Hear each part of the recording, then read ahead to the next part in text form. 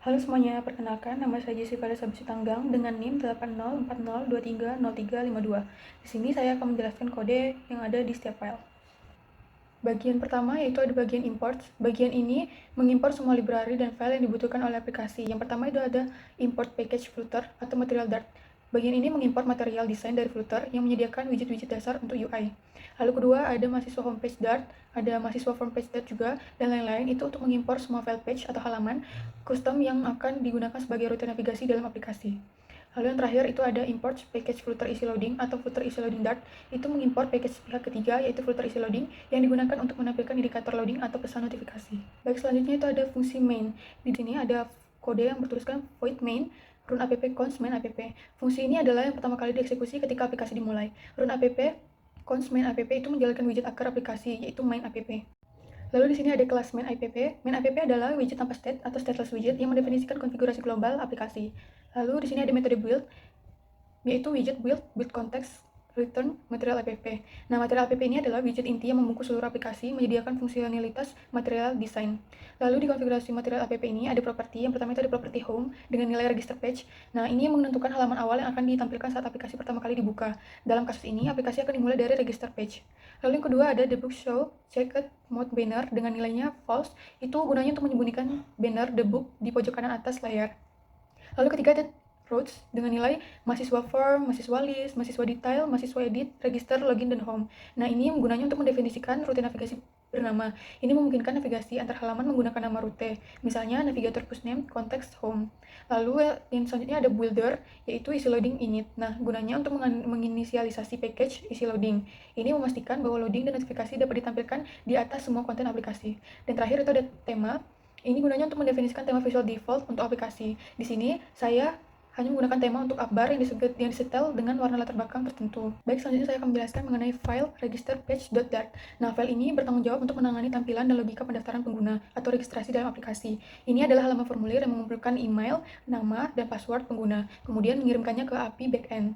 Di bagian awal itu ada import. Yang pertama ada import material Dart. Nah, ini adalah widget Flutter dasar. Lalu ada HTTP, ini digunakan untuk melakukan permintaan HTTP atau post ke API untuk proses registrasi. Lalu yang ketiga itu ada Dart convert, digunakan untuk mengonversi data JSON untuk memproses respon dari API. Lalu yang terakhir itu ada Flutter easy loading, digunakan untuk menampilkan indikator loading saat permintaan API sedang berlangsung dan menampilkan pesan sukses atau gagal. Nah, selanjutnya itu ada widget register page atau stateless. Nah, di sini didefinisikan sebagai stateful widget karena halaman ini memiliki state yang berubah, yaitu konten dari text file dan proses validasi formulir. Kelas ini membuat objek state terkait, yaitu register page state. Lalu ada kelas register page state. Nah, kelas ini menampung logika dan data yang bisa berubah pada halaman pendaftaran. Lalu selanjutnya ada deklarasi pengontrol dan kunci formulir atau controllers dan form key. Di sini ada tertulis final global key, form stage, form key, final text editing controller, email controller, nama controller, dan password controller. Nah, form key ini adalah kunci global yang sangat penting. Kunci ini digunakan untuk mengidentifikasi dan mengelola state dari widget. Ini memungkinkan Anda untuk memanggil metode seperti validate pada formulir. Lalu ada email controller, nama controller, dan password controller. Ini adalah objek text editing controller yang digunakan untuk mengambil teks yang dimasukkan pengguna pada setiap text form file dan juga untuk mengatur nilai awal jika diperlukan. Lalu ada struktur tampilan widget build. Halaman ini menggunakan struktur dasar scaffold dengan yang pertama ada app bar menampilkan judul pendaftaran user, kedua ada body, nah dibungkus dalam single child scroll view untuk mencegah overload jika keyboard muncul atau membuat halaman bisa di-scroll. Lalu ada container yang memiliki padding 20 dan lebar maksimum atau double infinity. Selanjutnya ada widget form dan validasi. Semua input file dibungkus dalam widget form menggunakan form key. Text form file digunakan untuk email, nama, dan password. Property controller dihubungkan ke text editing controller yang sesuai. Properti validator mendefinisikan fungsi yang akan dijalankan ketika formulir divalidasi. Jika file kosong, ia mengembalikan pesan kesalahan seperti tidak boleh kosong. Lalu, ada tombol daftar dan logika API. Ini adalah bagian terpenting yang menangani komunikasi dengan backend. Validasi formulir atau if form key current state validate ini memastikan semua text form file telah lulus validasi, tidak ada yang kosong sebelum melanjutkan. Lalu ada easy loading show, ini menampilkan loading kepada pengguna. Ada fungsi http.post digunakan untuk mengirim data ke URL API yang ditentukan dan dikirim dalam format application xwww form URL encoded secara default karena body adalah map. Lalu ada permintaan bersifat asinkron atau await. Setelah respon diterima, easy loading dismiss menyembunyikan indikator loading. Lalu ada pengecekan status kode. Jika status kode adalah 201 atau kode sukses untuk pembuatan sumber daya baru, pesan sukses akan ditampilkan. Lalu jika ada kode lain, misalnya 400, 422 atau atau 500 badan respons atau response body di dekode dari JSON untuk mengambil pesan kesalahan API atau response JSON message dan ditampilkan kepada pengguna. Lalu navigasi ke halaman login. Menyediakan opsi untuk pengguna agar dapat langsung menuju halaman login menggunakan navigasi rute bernama yang telah didefinisikan di main Dart. Lalu saya akan menjelaskan mengenai file login page Dart. Nah, di file ini memiliki fungsi yang lumayan mirip dengan register page, tetapi fokus pada proses autentikasi atau login pengguna. Penjelasan kode pada file login page Dart berisi implementasi halaman untuk login pengguna, memungkinkan mereka memasukkan kredensial, email, dan password, dan memvalidasinya terhadap API backend. Lalu ada widget login page stateful dan login page stage. Nah, login page adalah stateful widget untuk mengelola state formulir dan control text. Login page state mendeklarasikan form key, yaitu kunci untuk mengontrol dan memvalidasi widget form. Lalu ada email controller dan password controller untuk mengambil nilai dari input field. Lalu ada struktur tampilan atau widget build. Struktur halaman ini menyerupai register page menggunakan scaffold, upbar, dan membungkus body dalam single child scroll view dan container dengan padding. Komponen utama UI, judul, yaitu login yang ditampilkan dengan font lebih besar. Komponen utama UI, yaitu ada judul, login, form membungkus data, text form file untuk email dan password. Text form file keduanya memiliki controller yang terhubung, yaitu email controller dan password controller. Password file menggunakan obscure text, yaitu true, untuk menyembunyikan input. Keduanya memiliki fungsi validator untuk memastikan file tidak kosong. Lalu ada tombol login dan logika autentikasi. Bagian ini menangani pengiriman kredensial ke API. Alur logika autentikasi, yang pertama ada validasi, memeriksa apakah email dan password telah diisi. Lalu kedua ada tampilan loading, yaitu memberitahu pengguna bahwa proses sedang berjalan. Lalu ada menyiapkan data, yaitu membuat map yang berisi email dan password dari controller. Lalu kirim permintaan post, yaitu mengirim data ke endpoint atau API login. Dan terakhir itu ada tutup loading. Dan jika status kode ada 200 atau OK, itu berarti login berhasil. Aplikasi akan menggunakan navigator push replacement name konteks home untuk berpindah ke homepage. Penggunaan push replacement name ini penting di sini karena menggantikan rute saat ini, yaitu login dengan rute baru, yaitu home, sehingga pengguna tidak bisa kembali ke halaman login menggunakan tombol back. Jika status kode bukan 200, aplikasi mengurai pesan kesalahan dari JSON, respon API, dan menampilkan melalui isi loading show error. Lalu ada navigasi ke halaman register. Ini memberikan opsi navigasi kembali ke halaman register page jika pengguna belum memiliki akun. Lalu selanjutnya saya akan menjelaskan mengenai file homepage.dart. Nah, file homepage.dart ini berfungsi sebagai halaman utama atau dashboard aplikasi setelah pengguna berhasil login. Halaman ini menyediakan navigasi cepat ke fitur-fitur inti aplikasi, yaitu melihat daftar mahasiswa dan mendaftarkan data mahasiswa baru. Di bagian awal itu ada import package filter material Dart, hanya mengimpor paket material Dart karena halaman ini tidak melakukan operasi jaringan atau menggunakan package pihak ketiga. Homepage didefinisikan sebagai stateful widget. Ini adalah praktik umum, memungkinkan penambahan state di masa depan, misalnya menampilkan nama pengguna atau data dinamis lainnya tanpa perlu mengubah struktur dasar. Lalu ada kelas homepage state menampung logika tampilan atau build. Lalu selanjutnya itu ada struktur tampilan atau widget build. Halaman ini menggunakan struktur dasar aplikasi filter, yaitu scaffold, menyediakan kerangka visual dasar, app bar menampilkan judul aplikasi yaitu teks my app, lalu body yaitu berisi konten halaman. Konten dibungkus dalam kontainer untuk memberikan margin kiri, kanan, dan atas sebesar 20 dan 10. Widget kolom digunakan untuk menyusun elemen-elemen secara vertikal. Lalu ada tombol navigasi, yaitu elevated buttons. Bagian inti dari halaman ini adalah dua tombol yang berfungsi sebagai pintasan navigasi, yaitu tombol data mahasiswa. Styling, menggunakan media query of context size width untuk mengatur lebar tombol agar penuh sesuai lebar layar atau full width dengan tinggi 40. Lalu ada on press, ketika ditekan ia menggunakan navigator push name untuk berpindah ke rute mahasiswa list. Ini akan menampilkan halaman daftar data mahasiswa. Lalu ada tombol tambah mahasiswa, stylingnya menggunakan yang sama seperti data mahasiswa yaitu full width. Lalu juga ada on press, ketika ditekan ia menggunakan navigator push name untuk berpindah ke rute mahasiswa form. Ini akan menampilkan halaman formulir untuk memasukkan data mahasiswa baru. Secara ringkas, homepage.dart ini adalah menu utama yang menghubungkan pengguna ke fitur-fitur manajemen data mahasiswa melalui rute-rute yang telah didefinisikan di main Dart. Lalu selanjutnya ada penjelasan mengenai kode file mahasiswa list page.dart. Nah, file ini mengimplementasikan halaman daftar atau list view yang menampilkan data mahasiswa serta menyediakan fungsi untuk melihat detail, mengedit, dan menghapus data. Lalu ada widget mahasiswa list page stateful. Halaman ini adalah stateful widget karena ia harus menyimpan dan memperbarui daftar data mahasiswa atau list data yang diambil dari API. Lalu ada kelas underscore mahasiswa list page state. List data yaitu variabel state yang akan menampung array data mahasiswa yang di-fetch dari API. Sedangkan ini state itu metode yang dipanggil sekali saat objek state dibuat. Di sini fungsi get data dipanggil untuk membuat data segera setelah halaman dibuka. Fungsi get data atau fetch data, fungsi ini bertanggung jawab untuk berkomunikasi dengan API dan memperbarui list data. Yang pertama itu tampilkan loading, isi loading show. Kedua itu ada permintaan get, melakukan permintaan HTTP get ke endpoint daftar mahasiswa. Lalu ada person JSON, respon diubah menjadi objek Dart atau respon JSON. Update state atau set state digunakan untuk mengisi variabel list data dengan array data yang berada di bawah kunci data dari respon JSON. Memicu rebuild widget agar daftar mahasiswa yang baru diambil ditampilkan. Lalu ada tutup loading atau isi loading .dismiss. Struktur tampilan atau widget build app bar dengan refresh button. Tombol icon .refresh ditempatkan di action app bar. Ketika ditekan, ia memanggil get data lagi, memungkinkan pengguna untuk memperbarui data secara manual. Menampilkan daftar data atau list view.builder. List view.builder adalah cara efisien untuk membuat daftar panjang di Flutter. Ia hanya membangun widget yang terlihat di layar menggunakan data dari list data. Lalu ada item count, yaitu jumlah halaman yang akan dibangun atau jumlah data dalam list data. Lalu ada list style. Setiap item dalam daftar dipresentasikan oleh list style yang berisi beberapa aksi. Yang pertama itu di on type. Ketika list item diklik, ia menavigasi ke rute mahasiswa detail, membawa seluruh objek data mahasiswa yang dipilih sebagai argumen. Tampilan datanya yaitu leading menampilkan foto mahasiswa di dalam circle avatar, diambil dari list data indeks foto. Lalu title itu untuk menampilkan nama mahasiswa, dan subtitle menampilkan nama mahasiswa. Aksi delete dan edit atau trailing itu sizebox digunakan untuk menampung dua tombol aksi dalam row. Yang pertama itu ada tombol delete atau icon delete. Melakukan permintaan HTTP delete ke endpoint API menggunakan ID mahasiswa. Jika status kode 200 atau OK, pesan sukses ditampilkan, dan get data dipanggil kembali untuk memuat ulang daftar tanpa data yang baru saja dihapus. Lalu ada tombol edit atau icons edit. Menavigasi ke rute mahasiswa edit, mengirimkan data mahasiswa saat ini sebagai argumen.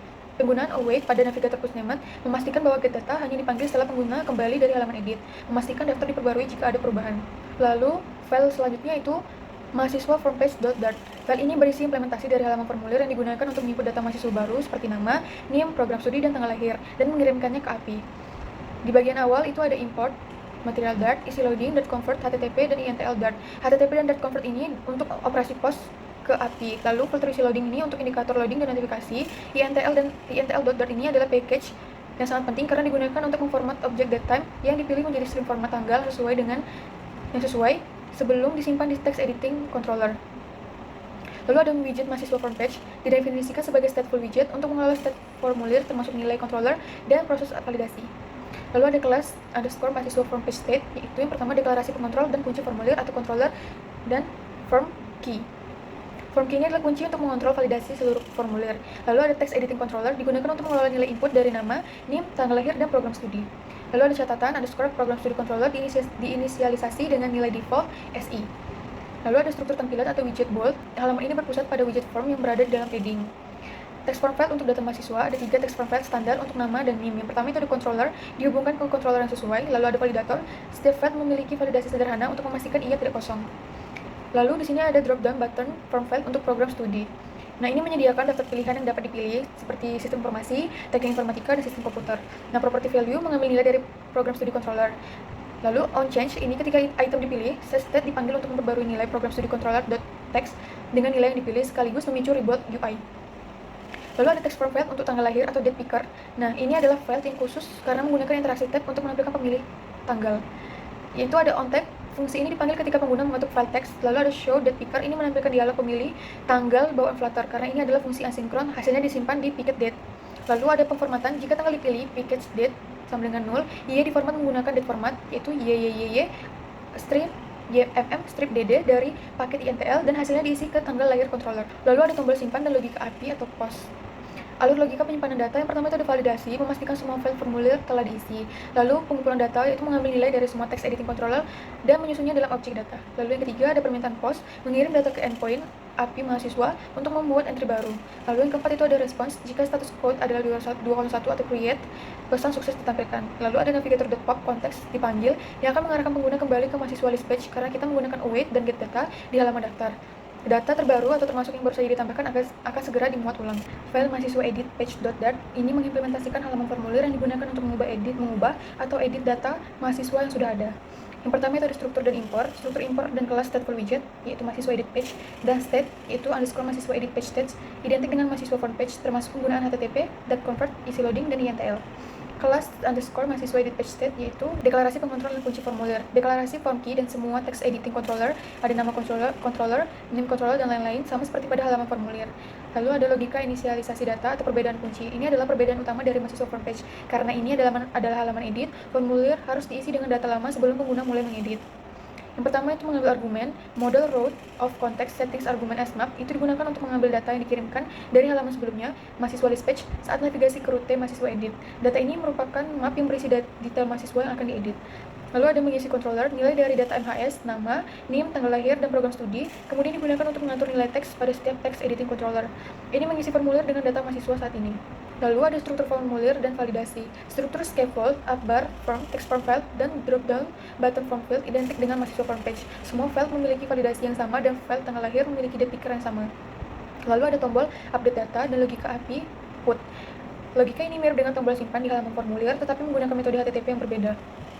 Perbedaan kunci atau metode HTTP. Yang pertama itu ada URL endpoint. URL yang dituju sekarang menyertakan ID mahasiswa atau API mahasiswa ID untuk memberitahu API data mana yang harus diubah. Lalu yang kedua ada metode HTTP, digunakan http.put atau terkadang patch tergantung API, alih-alih http.post. Metode put digunakan secara konvensional untuk memperbarui atau mengganti sumber daya yang sudah ada. Lalu yang ketiga itu ada respons sukses. Status kode yang diharapkan untuk operasi put yang berhasil adalah 200 atau OK. Setelah berhasil diupdate atau statusnya 200, pengguna diarahkan kembali ke mahasiswa list page menggunakan navigator.pop konteks seperti yang dijelaskan sebelumnya. Mahasiswa list page akan memanggil get data setelah kembali, memastikan daftar diperbarui dengan data yang baru saja diedit. Lalu selanjutnya saya akan menjelaskan file terakhir yaitu mahasiswa detail page.dart.